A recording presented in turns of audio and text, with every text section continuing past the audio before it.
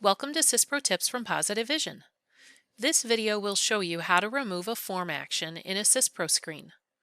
You can use this process to undo a form action that needs to be fixed or was accidentally added to the wrong screen or role. To get started with removing the form action, first go to the screen that you want to remove the form action from.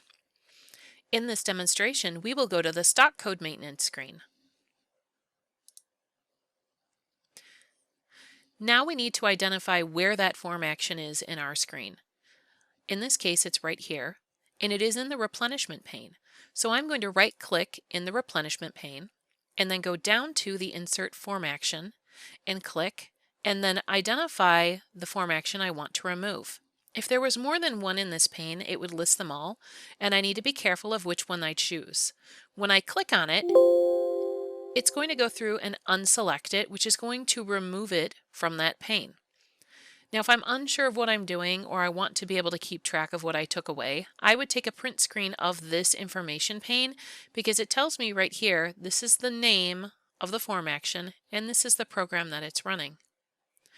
I'm going to go ahead and click yes, and now it is removed. I'm going to close this screen to make sure that I save that change, and I'm going to go back in and just double check and make sure that it is actually gone. And as you can see, it did not come back. If you were removing it so that you could fix the form action, you would now proceed with resetting it up. You can refer to our YouTube video titled Add a Program Using Form Actions for step-by-step instructions on how to set it back up.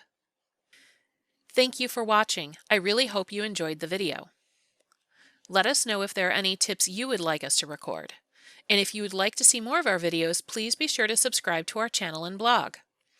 If you ever need help, you can always reach us by phone or email at www.positivevision.biz. Thanks and have a great day.